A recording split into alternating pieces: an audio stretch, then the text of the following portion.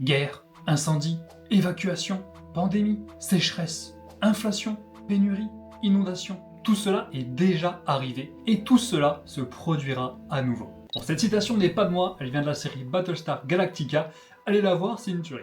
Mais toujours est-il qu'elle est criante de vérité. Depuis plusieurs années, les crises ne font que de s'enchaîner. Et à chaque fois, la même question revient. Et si tout ça n'était que le début? Au cours de l'histoire de l'humanité, de nombreux empires se sont élevés et se sont effondrés. Tout ce qui monte ne peut que tomber.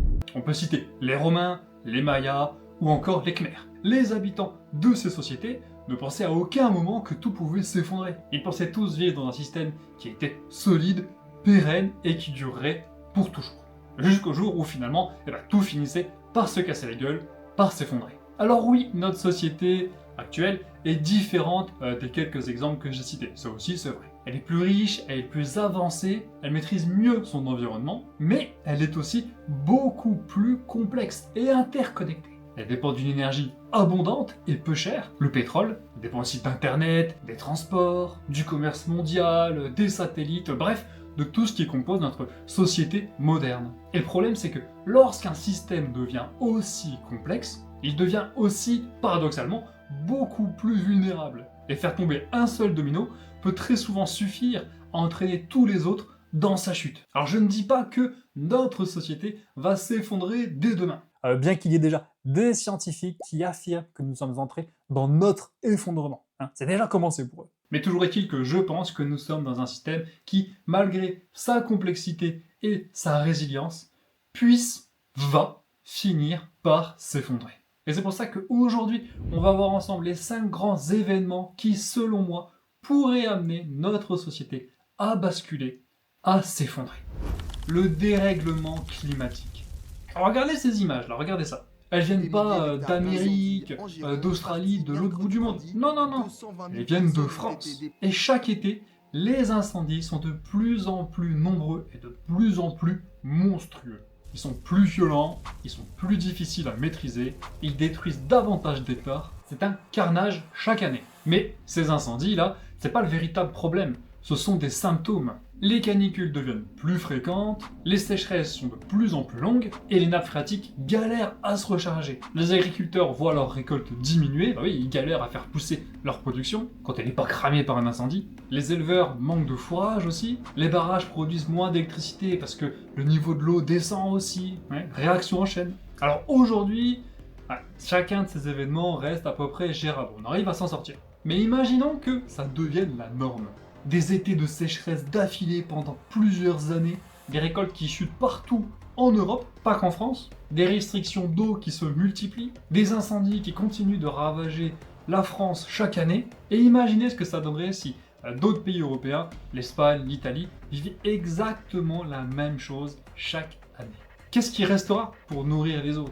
Et à ce moment, le problème, il est plus seulement environnemental, on passe un cap. Parce que là, on touche à un problème alimentaire, énergétique, puis géopolitique. Et quand les gens ont faim, lorsqu'ils n'ont plus de quoi boire, se nourrir, c'est la merde. Alors oui, le climat ne va pas faire s'effondrer notre civilisation du jour au lendemain, ça c'est sûr. Mais petit à petit, il va venir éroder tout ce que nous connaissons, tout ce qui constitue notre société, et nous faire vivre dans un monde bien plus compliqué, bien plus tendu. Et à force de tendre une corde, elle finit par céder. Et c'est pour ça que pour moi, le dérèglement climatique qu'on est en train de vivre en ce moment est un facteur énorme d'effondrement possible de notre société. La crise énergétique. Regardez autour de vous là. Faites l'exercice, regardez là où vous êtes, tous les objets qui sont autour de vous. Tout ce que vous voyez est arrivé chez vous ou fonctionne grâce à une énergie abondante. Votre voiture, vos vêtements, cette caméra, votre smartphone, votre nourriture, les camions qui remplissent les supermarchés, les hôpitaux, les services de soins qui vous sont proposés. Tout ce que je viens de citer, et bien plus encore, littéralement tout ce qui est autour de vous, existe grâce à une énergie peu chère et abondante. Et ce qui est marrant, c'est qu'on a grandi avec l'idée que cette énergie instantanée serait toujours disponible. Il y en avait à revendre. Pourtant, rien ne garantit que ça sera toujours le cas. Et j'ai même envie de dire, au contraire, on est plutôt sur une phase descendante selon les experts. Parce que les grands gisements pétroliers vieillissent, ils produisent naturellement de moins en moins, ou alors c'est plus cher d'aller chercher le pétrole en profondeur que de le revendre derrière, donc forcément c'est pas rentable. Inexorablement, il y a quand même de moins en moins d'énergie, ou alors il va y en avoir de moins en moins. Et ne me parlez pas des éoliennes ou des panneaux solaires, parce que pour pouvoir produire une puissance égale que celle que l'on consomme actuellement avec le pétrole, il va falloir en planter des moulins avant. Parlez-moi plutôt du nucléaire, là, on va s'entendre. Et pour maintenir le niveau actuel de confort de notre société, il faut sans cesse aller trouver cette énergie. La quête de l'énergie est infinie. Et le problème, c'est que notre dépendance, elle reste immense. Prenons un seul exemple, un tout frais, tout beau là, qui est encore d'actu, le détroit d'Ormuz, le fameux. Maintenant, on sait tous le placer sur une carte. 1/5 du pétrole mondial, il circule. Vous le savez. Et si ce détroit était bloqué pendant plusieurs semaines, voire mois? Scénario fictif. On l'a vu, les conséquences sont immédiates. Le prix du carburant qui explose, les transports qui coûtent plus cher, l'agriculture qui va aussi prendre un coup, préparez-vous à payer plus cher votre caddie, l'industrie, les médicaments, bref, ce 5e de pétrole qui galère à transiter par Hormuz, il fait chier tout le monde. Et c'est que 20%, c'est que 20%. C'est à la fois beaucoup et rien du tout.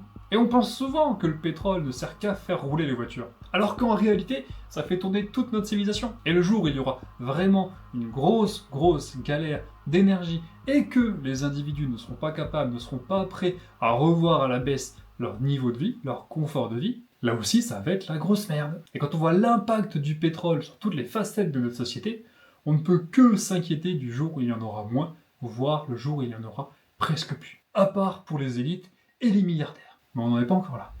La crise économique. Une crise économique, ça paraît souvent abstrait pour le commun des mortels.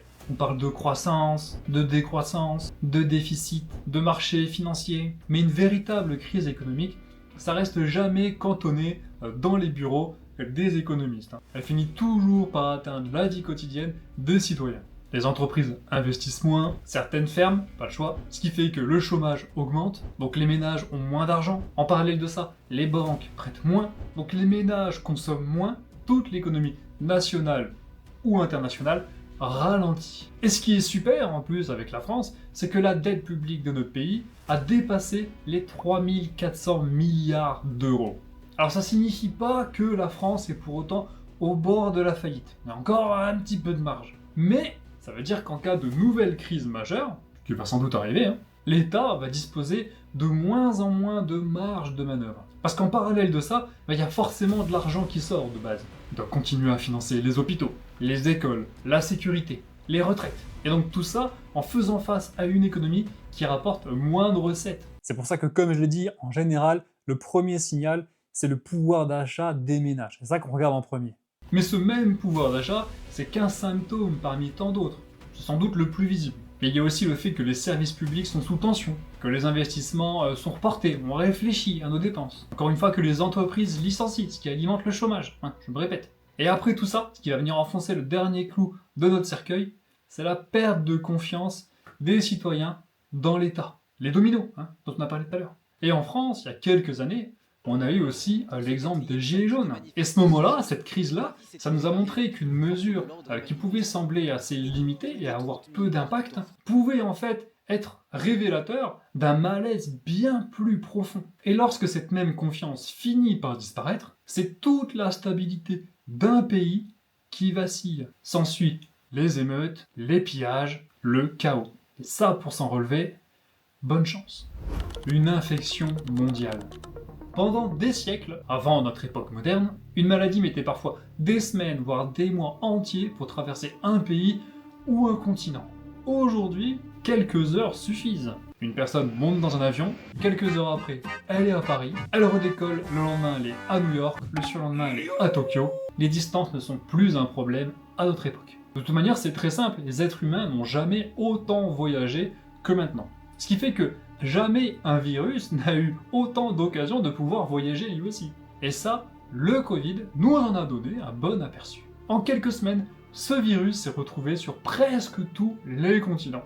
Il s'est bien baladé. Les frontières ont fermé, les avions sont restés au sol, les rayons de certains supermarchés se sont vidés. Notamment le papier toilette qui est devenu un objet de luxe magnifique. Et pourtant, sans minimiser les pertes humaines qui ont eu lieu, le Covid était loin d'être le virus, la maladie la plus meurtrière de l'histoire. Imaginez ce qui se passerait si on avait affaire à un virus autant contagieux, mais beaucoup plus létal. Le danger, autre que le nombre de victimes qui ne ferait que croître, ça serait la désorganisation progressive de toute la société. Pas seulement que dans notre pays, dans tous ceux qui seraient contaminés. Il y aurait des morts partout, les soignants tomberaient eux aussi malades, les chauffeurs routiers ne livreraient plus, il n'y aurait plus d'approvisionnement dans les supermarchés, donc plus de nourriture pour les habitants. Les policiers, les pompiers, l'armée seraient mobilisés, mais bon, au bout d'un certain temps, ils prendraient certainement leur clic et leur claque pour aller s'occuper de leur famille, on peut pas leur en vouloir. Tout partirait en vrille. Énergie, nourriture, sécurité, services publics, il n'y aurait plus rien, ce serait le chaos total.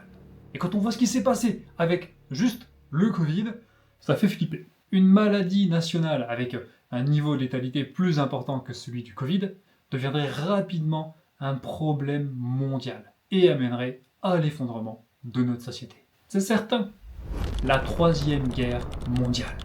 Pendant longtemps, on a tous cru, vous, moi, nos parents, que les grandes guerres appartenaient au passé, que c'était fini et qu'on avait dépassé ce stade-là. Et bien l'invasion de l'Ukraine par la Russie nous a montré que finalement on n'était peut-être pas à l'abri d'une troisième guerre mondiale. Et en quelques semaines, voire mois, cette guerre a eu des conséquences directes sur notre quotidien de Français.